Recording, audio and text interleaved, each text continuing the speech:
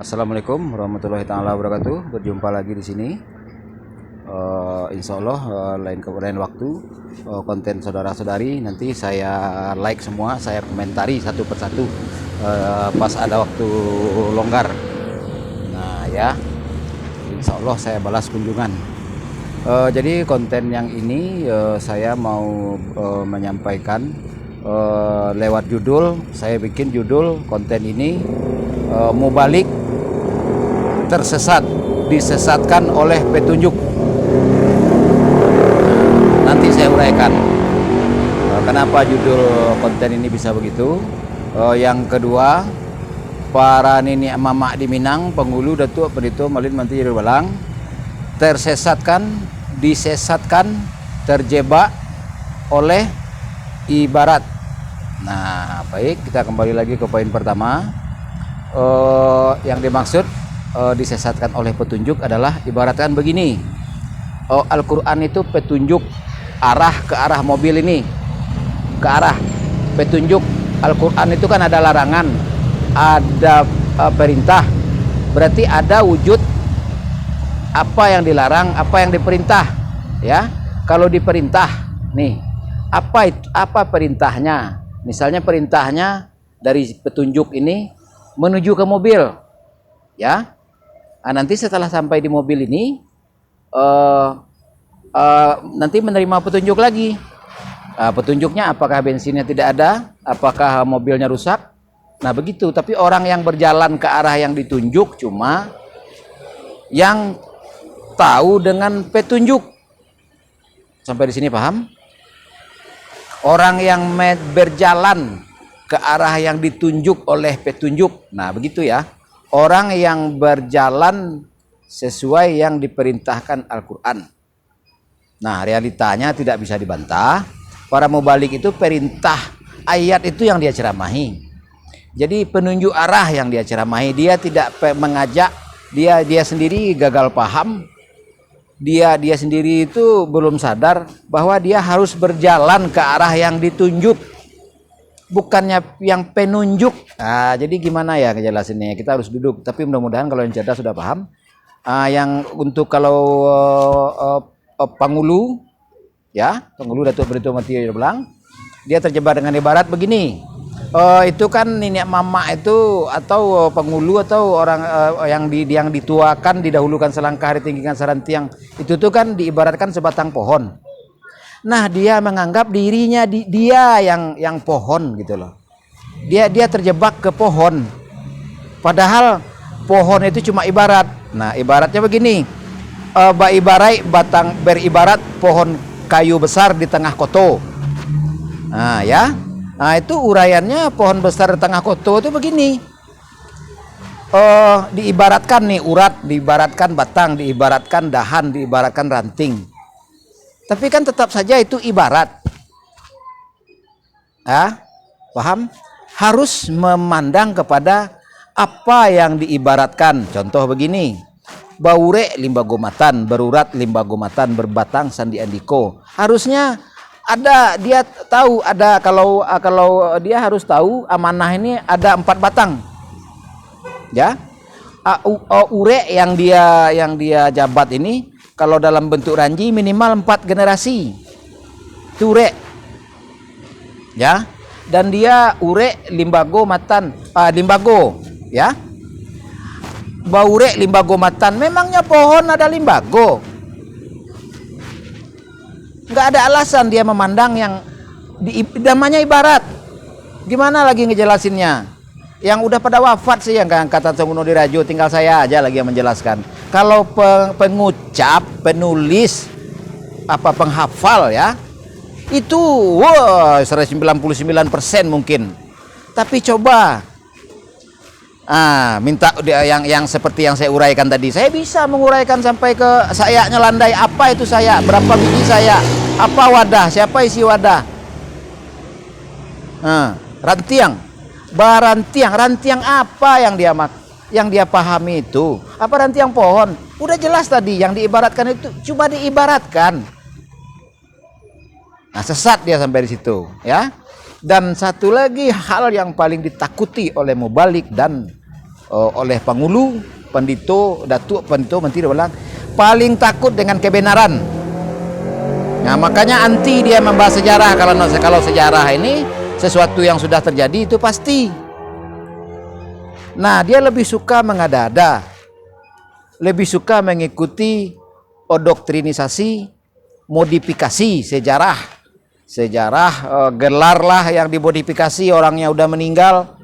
Begitu intinya. Dia paling takut. Jadi saat saya kemukakan kebenaran, saya masukkan ke kupingnya itu, ke matanya itu, ke mulutnya itu, ke mukanya itu, ini yang kebenaran saya bilang. Nah, dia malah takut. Dia bilang, oh sayang sekali, oh bisa terjadi revolusi, oh bisa jadi pembaharuan, bisa marah orang, bisa tidak ada nama suku ini, bisa hilang gelar-gelar Pangulu.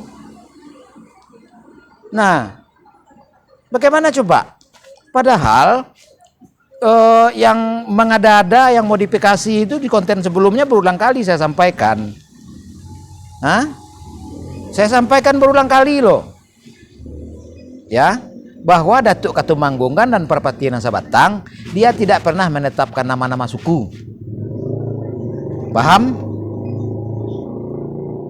Dan semasa hidupnya Sultan Paduka dan Datuk Parpati Nasa Batang, termasuk dua adik perempuan, dua adik laki-laki Datuk Parpati itu, satu pun tidak ada yang bergelar Datuk dan satu pun tidak ada yang bergelar Padukan doang.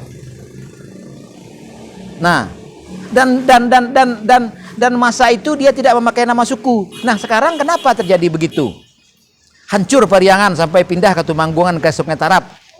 Terus apa alasan membuat nama 22 suku? Di bagian Datuk Parpati Nasa Batang, pihak adik kesayangan dia itu, kalau tidak salah adik kesayangan si Katumanggungan ini namanya Reno Judah. Nah, dan adik kesayangan si Parpati namanya Putih Jumilan.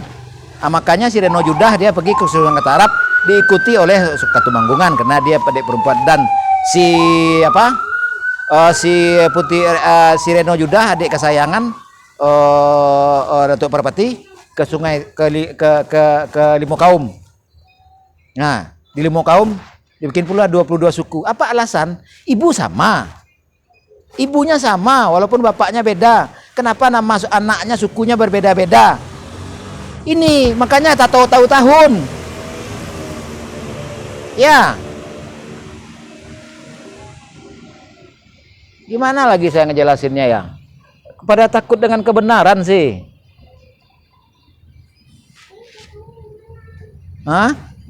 Untuk apa anda kuliah di UNAN? Untuk apa mendengarkan Bakati bertele-tele? Untuk apa sekolah BSSBK? Definisi adat aja ngaco. Katanya ngaku pemangku adat, pakaian adat. Pakaian apa pakaian adat? Itu pakaian budaya. Bisa berubah-ubah, kalau adat itu tidak berubah. Kecuali diingkari. Nah, kalau adat benda mati itu tetap, dia tidak pernah ingkar. Adat binatang juga tetap dia. Tidak ada binatang yang jantan kawin sama jantan, tidak ada. Manusia, malah manusia yang mengingkari. Sudah jelas jantan. Pacaran dia sama jantan. Tolol. Menilai orang itu saudaraku ya, tidak bisa dari ucapan, tidak bisa dari penampilan. Misalnya saya begini gondrong, ya, saya gondrong. Terus saya mengaku jahat. Atau saya mengaku baik.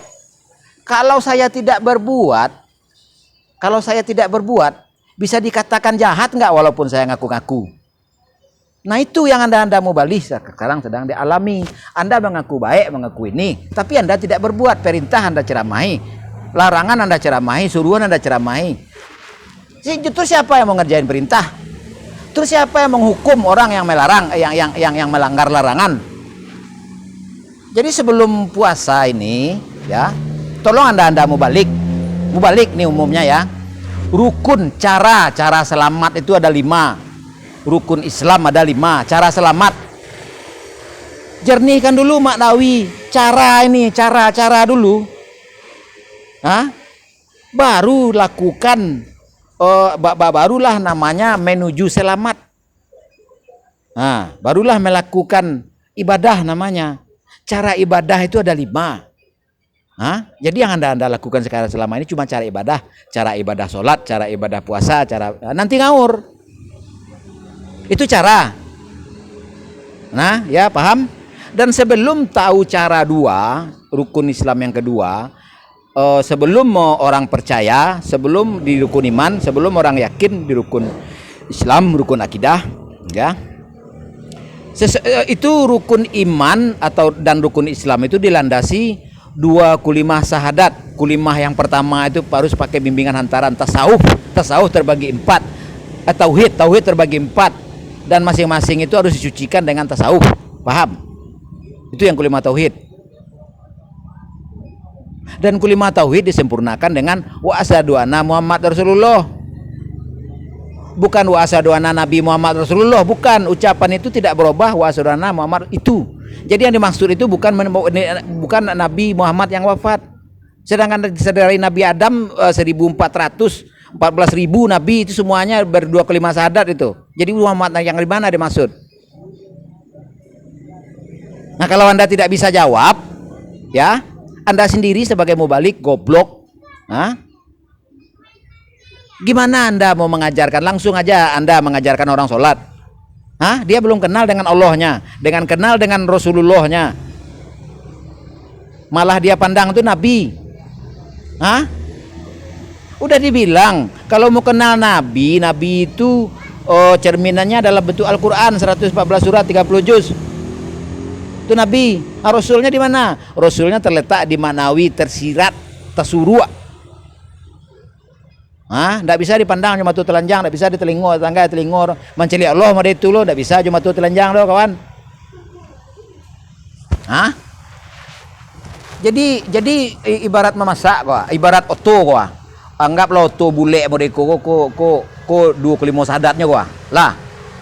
Dua kelima sadatnya kok mah. Lah. Sholatnya tuh di bensin. Nah, puasa di bensin. Hajinya di bensinnya tuh atau di setirnya. Lah, paham?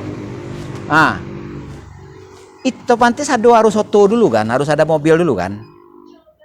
Kalau mobilnya ini nggak jelas, menghayal, mengada-ada, bensin itu mau taruh untuk apa? Setir itu mau diputar kemana? Taruhlah sholatnya itu setir, taruhlah hajinya itu jok, taruhlah. Mau taruh di mana? Mau jalan pakai apa dia? Mau jalan pakai apa? Masa nggak paham-paham? Usma, LC, Anda berceramah-ceramah aja, duduk sana, duduk sini. Kapan Anda berbuat? Perintah tinggal perintah, larangan tinggal larangan. Kamu yang diperintah, perintah pula orang pakai perintah, pakai larangan, pakai perintah. Kamu juga dilarang oleh ayat, orang pula kamu larang pakai ayat. Untuk apa Anda bergelar RC? Kalau sekadar kutubah ramah, semua orang bisa. Sampai mati pun sesuai pola pikir orang masing-masing. Bisa orang menceramahi perintah, menceramahi larangan tuh. Nah, itu yang dimaksudkan fasik. Fasik itu dikental 3 ciri munafik. Dikarenakan ayat-ayat Allah, menerima uang itu namanya menjual ayat Allah, kawan. Dagangan Anda itu ayat, paham tidak?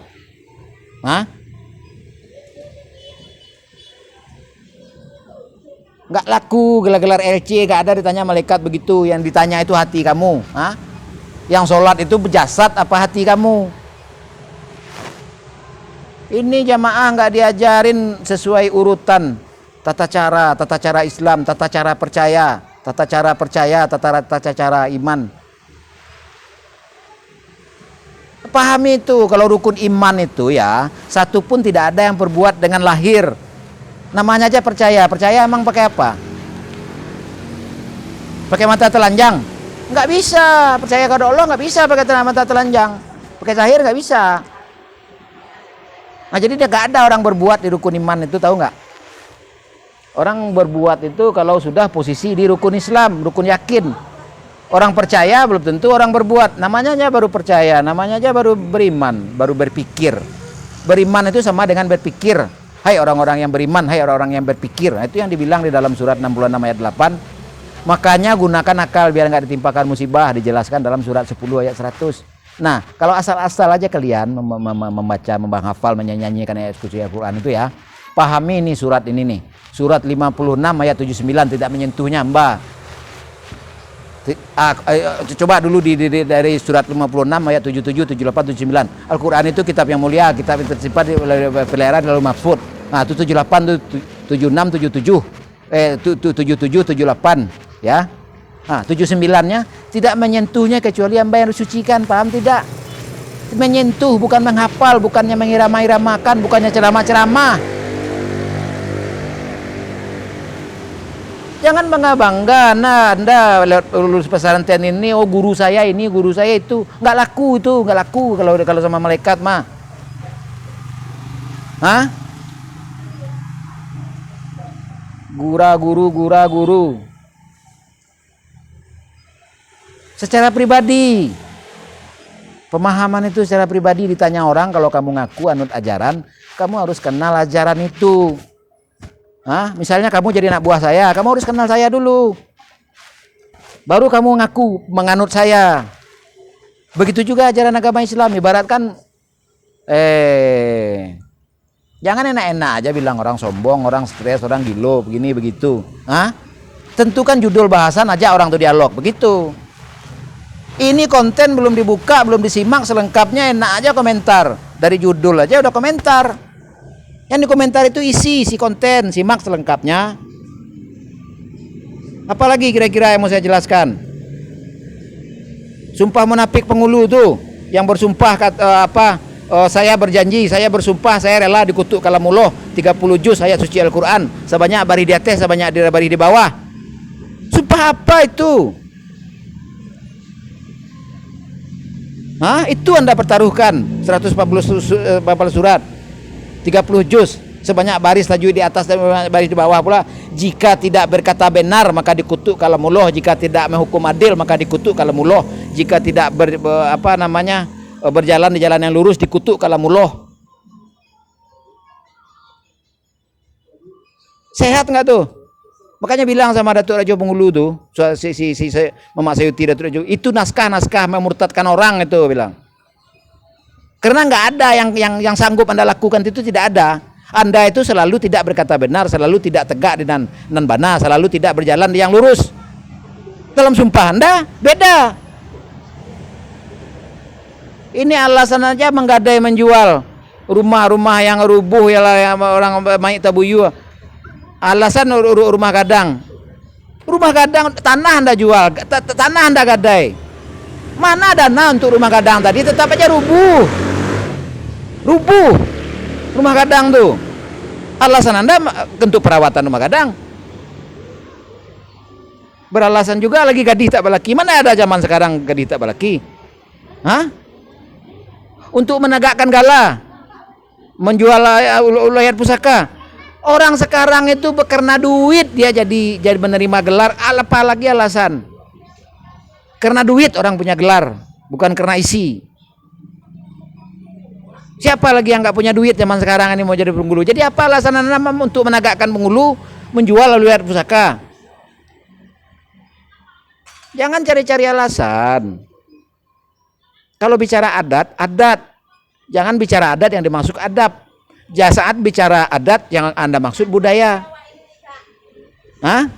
Adat ini, kalau bicara adat ini orang belum beragama. Belum ada masuk ajaran agama kalau masalah adat. Paham? Kalau bicara adab, itu baru masuk agama. Nah, cuman Anda harus sadar ya, adat dan adab ini dihancurkan oleh yang diciptakan orang, namanya budaya. Nah, budaya ini yang kebiasaan di suatu tempat. Kalau adat itu tidak berubah sampai kiamat, ya. Kalau yang namanya adat itu sunatullah, tidak berubah.